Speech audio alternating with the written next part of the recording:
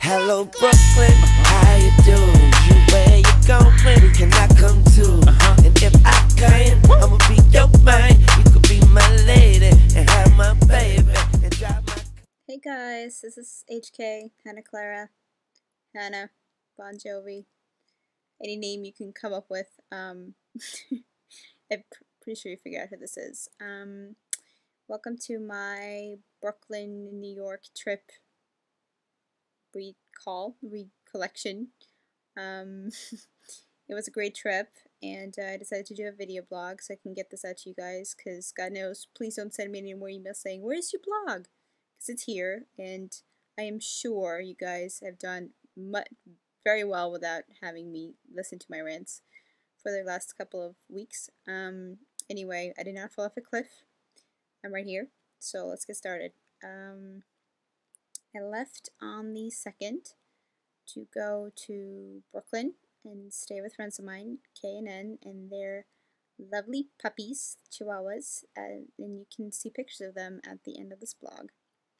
K and N went on vacation, and I got to stay in their apartment and with their doggies and enjoy myself on vacation, because it turned out to be a great thing, because God knows I can't afford rent in New York City. In this little episode, I will talk about what happened and what I did and what was interesting, and what I missed from living in an apartment building, actually. Anyway, we'll get to that in a second. First, I would like to make a general announcement for those of you, either Midwesterners or New Yorkers. I'd like to point out that people, usually from Midwest, who says, New York is just like Chicago, except Chicago's a lot cleaner, they are, by far, the most fucking filthy liars I've ever heard of in my entire life. They should not be trusted. There is no such thing as a Midwestern New York. So damn fine to me, and I remember the time, place, and the weather on the day. Okay, so the story of the Yuppie Puppy goes. Mr. Whitman, one of the little Chihuahuas, as the puppies do like to sleep in bed with whoever's in the bed, decides to lick my feet in the morning. I don't think my feet have ever been this clean. It's kind of nice to have somebody lick my feet again in the morning. Anywho, it's about 2 a.m. and I hear a soft gnawing noise. Knowing that I did, that there are in fact a couple of extra rodent residents in Brooklyn, my first concern was, that's not a good sound. However, wait, where's the puppies? Was my second thought. I see the other dog, Mr. Wordsworth. He's sleeping in the bed next to me and heating it up. I don't see the younger puppy, so I look over the edge and see nothing. He could have been lost. What is that noise? Has he been eaten by this rodent? Is he trying to eat a rodent? As I crawl on the floor looking for the puppy, I slowly see the emergence of a female shoe. A high-heeled shoe. Quite a nice looking shoe. And attached to it is a gnawing Chihuahua puppy. Now, hopefully this is not an expensive shoe. Second, please do not let me recognize any kind of label in it. I don't want to read Manolo Blahnik, Cavalli, Klein, whatever. I don't want to see any names in there. And I take the shoe away from the puppy, hide it underneath the dresser again. He's not going to find it in there, I think. Turn off the light. It's 3:30. The noise returns and wakes me up. At this point, the shoe has lost its heel.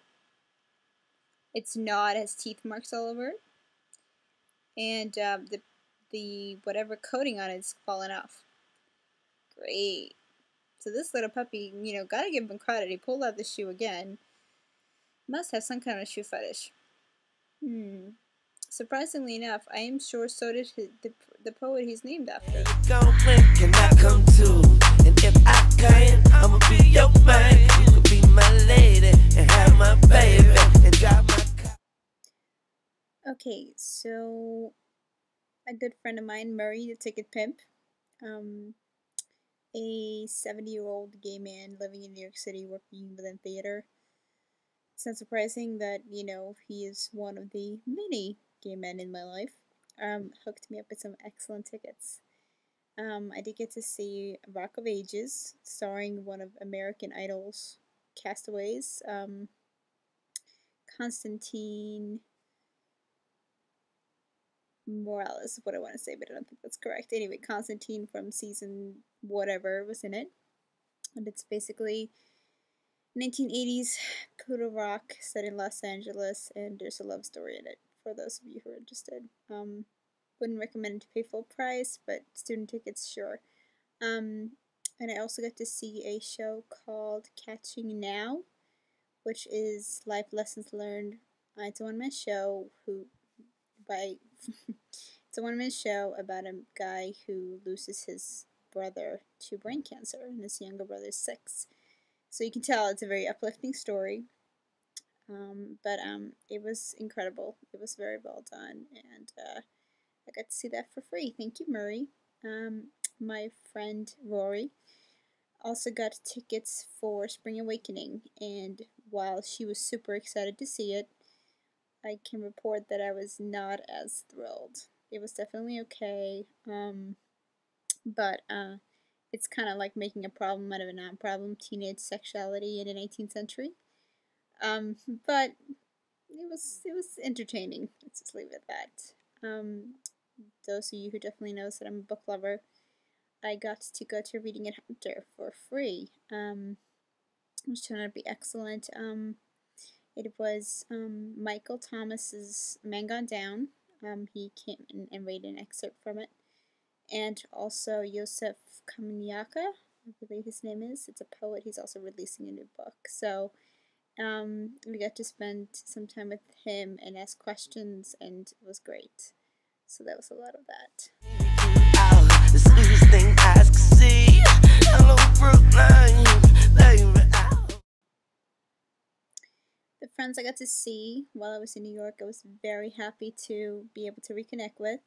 I got to see Miss Rory and Miss Sandwich, really good friends of mine. We had brunch and lunches and movie nights, and a lot of fun came with that. So I was very happy to see both. I also got to see E, who works at Iona College at this time, so I went to see her. She's doing very well. And also Miss T, which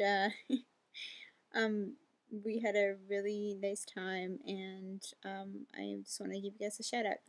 Thanks for a great Yeah, baby, I'm just saying. Like a mama, you birthed me. Brooklyn, you nursed me. School me with hard knocks, better than Berkeley. So what do I miss about living in an apartment building, you ask? Crazy neighbors. God bless them, Kay and Ed, you have wonderful neighbors. Some of them are cute as buttons, put curds some way in their hands and little Miss Muffet. But it was quite interesting to be as close to people who argue in hallways and write messages and message boards again, and it's just a different lifestyle that I definitely miss, and it was interesting. I hope good luck with that. Garbage cans and all that fun stuff, because you might need it. Cause I'm so taken, if you take it, I'm just saying, baby, I'm just saying. Okay, so like I said before, this was an excellent trip. Thank you guys for listening to this podcast, video blog, whatever you want to call it. Thanks to all my friends who was there and hung out with me. Thank you, K&N. It was a great vacation. I've come to a conclusion though. Eventually, I'm gonna have to go home.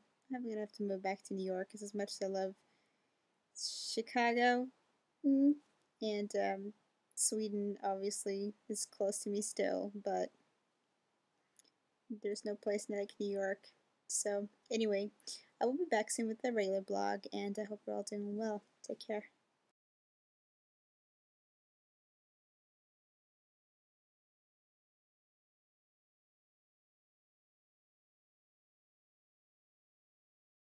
And the weather on the day you say hi to me, and I say hello, Brooklyn, you girlfriend. crazy. Look how